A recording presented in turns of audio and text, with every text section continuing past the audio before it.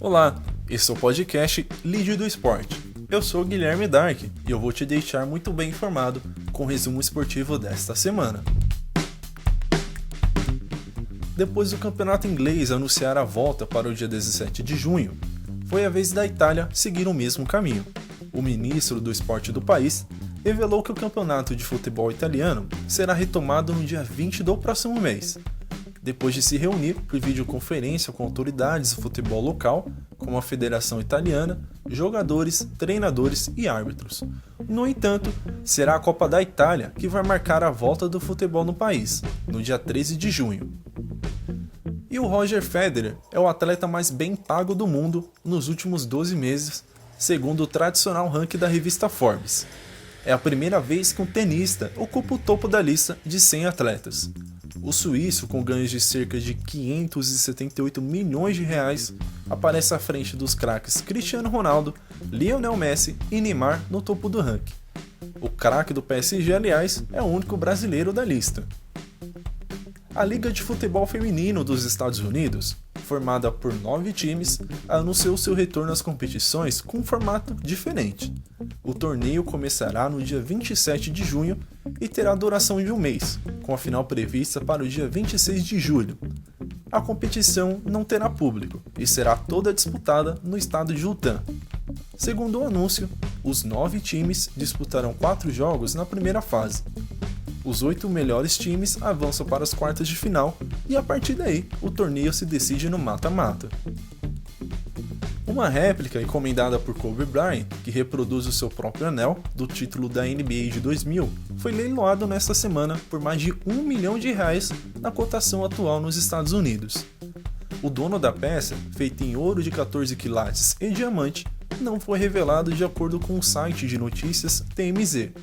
Na ocasião, Kobe Bryant mandou fazer 2 réplicas do anel de campeão da NBA de 2000 e entregou uma para cada um de seus pais. A peça leiloada nesta semana pertenceu à mãe do astro.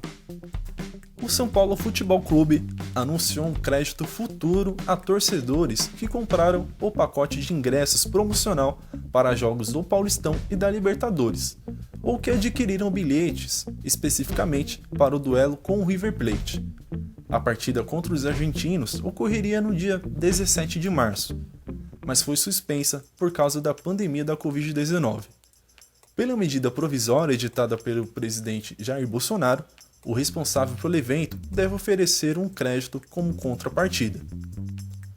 As 10 equipes de Fórmula 1 só poderão enviar 80 funcionários aos grandes prêmios que forem considerados eventos fechados na temporada 2020.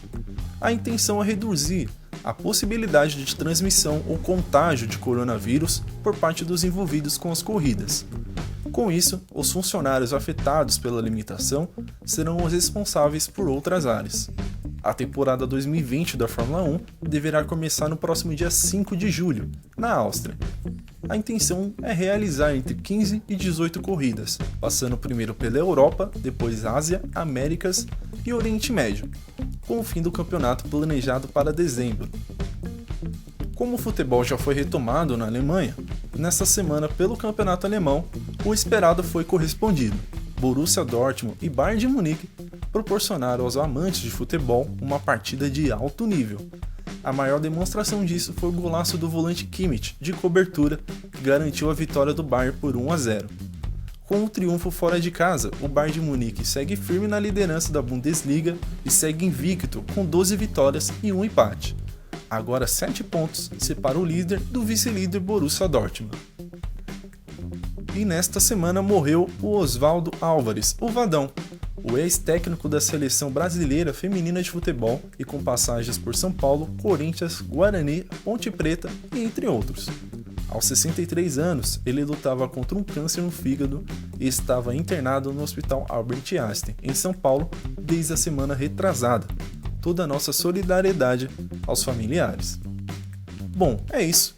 Esse foi o resumo da semana e o Lídio do Esporte volta no próximo sábado. Até lá!